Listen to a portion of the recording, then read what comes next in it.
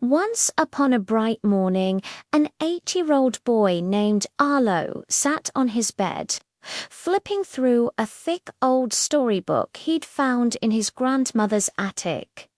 The book was a total mystery. It had no title on its faded cover, just a single golden symbol shaped like a spiral. Arlo loved a good mystery, so he opened it right away, his fingers tracing the strange design. The moment he turned the first page, the spiral began to glow with a brilliant light. Foosh! A powerful gust of wind burst out of the book, swirling around him like a mini tornado. Before Arlo could even shout for help, he was pulled off his bed and sucked straight inside. He landed with a soft poof on a grassy path. The air smelled sweet, like fresh flowers and rain. When he scrambled to his feet, he realized he was no longer in his bedroom. He was in a storybook world. The walls of his room were gone, replaced by an endless, glowing sky. Giant pages floated all around him like massive platforms, each one a different land waiting to be explored. Just then, a talking quill pen hopped up beside him, its feathered top bobbing with excitement. "Welcome, Reader Arlo," it chirped. "You must reach the final page to go home. But be warned, each page holds a unique challenge."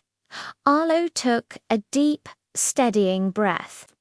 A little nervous, but mostly excited, he grinned and said, "Okay, adventure time." His first step took him to page 1, the forest of whispering trees. He found himself in a glowing forest where every single tree had a face carved into its bark, with eyes that blinked and mouths that whispered. As he walked past, their leafy voices rustled, "Traveler, help us." An angry wind troll stole our most prized possession, the golden acorn. "Please bring it back." Arlo, determined to help, followed the path and climbed a twisting root bridge that stretched over a deep canyon. On the other side, he spotted the wind troll. A grumpy creature made of swirling air, blowing tiny tornadoes everywhere out of pure frustration.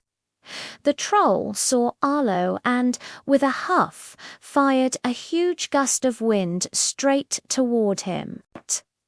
Arlo gripped a sturdy branch with all his might and shouted over the howl, "Hey, that's not yours." The wind troll stopped in his tracks, blinking in surprise. Its blustery form seemed to shrink a little. "Nobody ever talks to me," the troll mumbled, his voice much quieter now.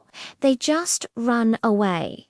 Arlo saw a flicker of sadness in its windy eyes and smiled kindly.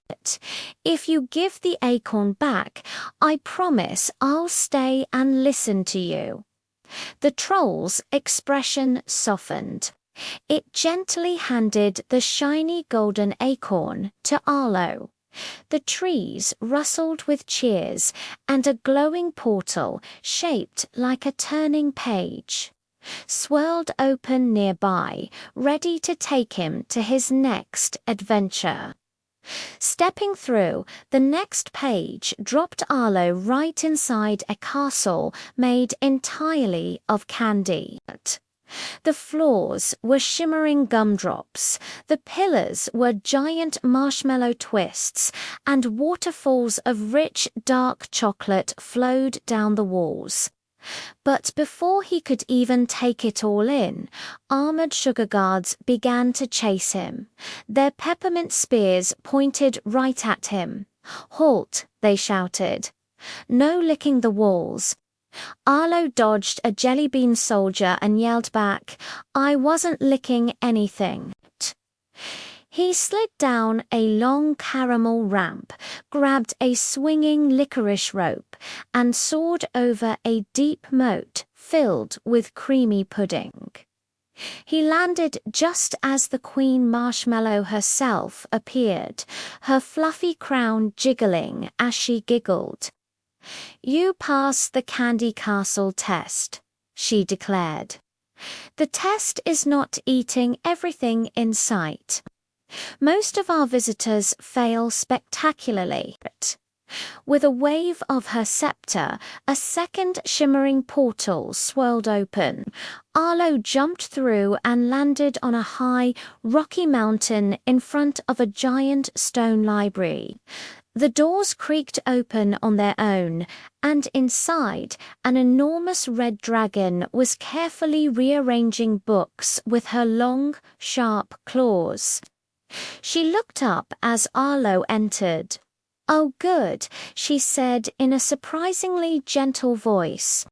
"A human. My alphabet puzzle is unsolvable for dragons. Our claws are too clumsy." On the floor, a set of heavy stone blocks were scrambled into nonsense words. Arlo knelt down and studied them. With a bit of thought, he slid the heavy stones around, rearranging them to spell a single, powerful word, Home. The moment he finished, the dragon gasped. "That's it. That is the magic word for unlocking the final page." A third glowing portal appeared, brighter than all the rest. Arlo stepped through and found himself on the final page. It was a simple, blank white page with nothing on it but the golden spiral symbol, shining brightly in the center. The talking quill hopped beside him one last time. "You did it, Arlo. You completed all the challenges with bravery, kindness, and cleverness. Touch the spiral, and the book will return you home." Arlo reached out and placed his hand on the warm, glowing symbol. Flash. In an instant, he landed back in his own bedroom. The mysterious book lay open in front of him, but now the first page was completely blank, waiting silently. Arlo grinned, already planning his next trip. "Tomorrow," he whispered to himself, "I'm reading this again." Thanks for watching. If you loved this story, don't forget to like and subscribe for more adventures.